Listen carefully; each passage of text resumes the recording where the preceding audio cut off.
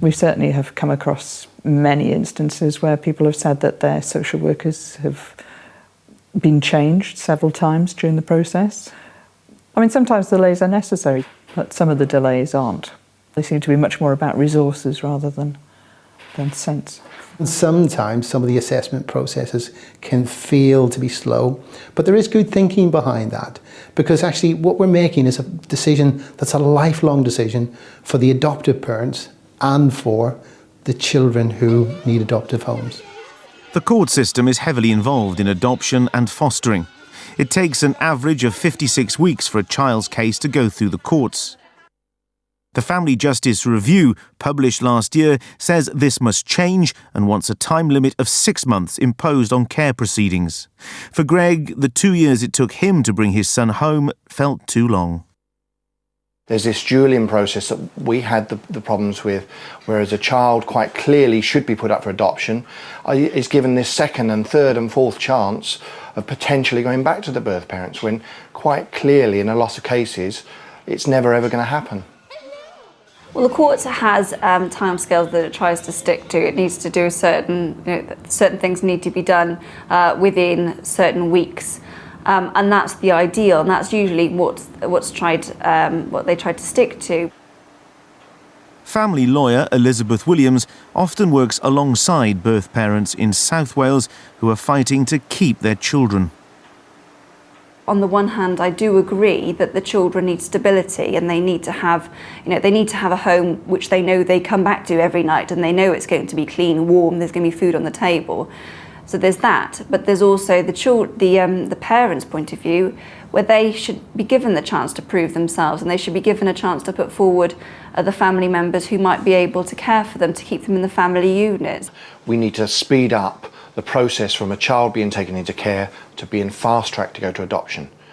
If you asked all the social workers, honestly, out of 100 children that are in care now, how many should be put up for adoption straight away, they would know. They would know straight away. And they need to speed that up. Figures from the Welsh Government show that more than 3/4 of looked-after children are in foster homes. Wales not only has a shortage of potential adopters, it also needs more foster carers. Roger and Caroline March believe getting the right care is critical to a child's well-being. Different children need different quality and types of support, and if they don't get that in that first part of their life, then things become a lot more difficult for them and difficult for anybody who has to look after them. Make sure that what you're providing for them is exactly right to enable that young person to become a capable adult. Capable adults will then go on to have capable children. Roger and Caroline provide a safe haven for children, mothers and babies. Caroline was already a carer when she met widower Roger.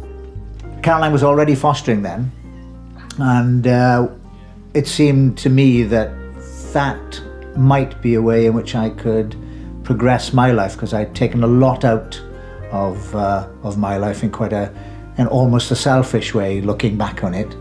And I wanted to, I know it sounds really corny, but I wanted to give something back. But even then I didn't know if it was really going to be the right thing to do. But having met the 2 boys that Caroline had then, and all the others that we've had since, and the mothers and babies, I wish I could have done it 40 years ago. Leon, who's 17, is just like any teenager, concerned with his look, his music and his friends. I like to find out new things, but once I know those new things, I'll try and pretend that I'm the only one who knows it. So I like to be a know-it-all. I'm just competitive as well. I don't like to lose at all. But when you ask this would-be chef about his heroes, the answer is revealing. Obviously, Caroline and Roger I admire, because I like all the hard work they put in. But Marco P.O.Y. I like, just because he's on it. Heston Blumenthal, because he's amazing, basically. He's experimenting, doing new things with food, and it's awesome. Aged 9, Leon had to go into care. He was very reserved to start with when he came here, He was sort of really weighing things up, I think, in his mind about where his allegiances were, and it took a couple of years before he fully trusted us that we were going to be there for him long term, for the long run. If you're there and it's not been given long term and you know you're going to be there short term, you're just going to not make an effort to get on with anyone. You're going to think, well, they're going to move me around, they don't care about me. Roger and Caroline are now Leon's legal guardians after the courts granted a special guardianship order, or SGO. Now I'm out of the care system, it feels a lot better because I haven't got all this. Like, they're just pouncing on me all the time, asking me questions, coming every 6 weeks. It's so much easier not to have any of that. SGOs were introduced 7 years ago as a new permanence option for looked-after children. They're one step away from adoption, giving children security in their foster home while allowing them, if appropriate, to have contact with members of their birth family. We did it for Leon more than for us because actually, to be honest, it's made not the blindest bit of difference to us. We love him exactly the same, whether he was in foster care or not.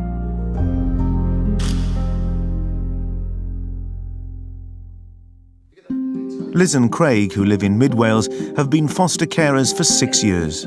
I knew people that was in the care system growing up, seeing what they went through. I had some close friends that were actually in care.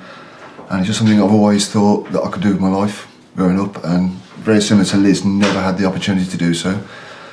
When I got together with Liz, both very like-minded, it's something we talked about very early on in our relationship, didn't we? Mm-hmm. And just one day we said, no, it's a good cause, let's do it. As a result, this couple now have a large family. Well, Liz has got her 2 sons from a previous relationship. We've got a 21-year-old that lives with us on a full-time basis. He actually came to stay for one night in February. It's our own boy's friend came to stay one night in February and he's not gone home yet. Yeah, and then we've got a boy that's in foster care with us, and then we've got the 3 younger children that we've taken the special guardianship order out. You know, we've got 10 people living here and we still get phone calls, have you done an extension yet? You know, oh no. Craig and Liz believe being labelled as a child in care can be damaging.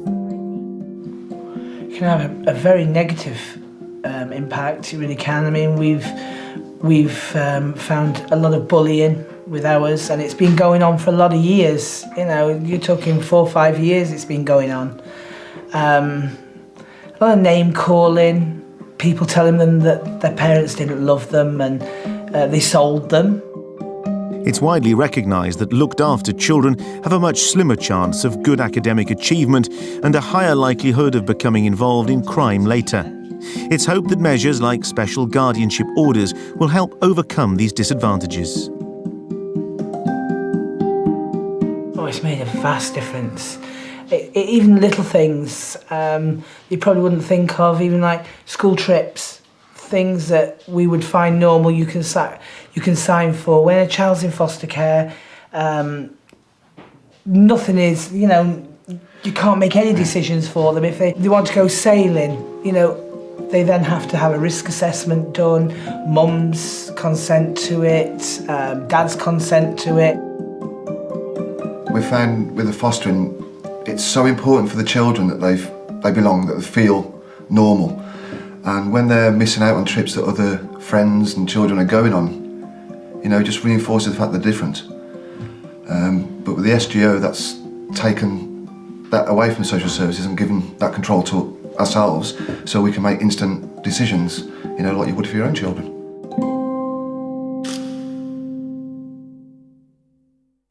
The Welsh Assembly's inquiry into adoption wants to hear the stories of families like these when it starts taking evidence in March.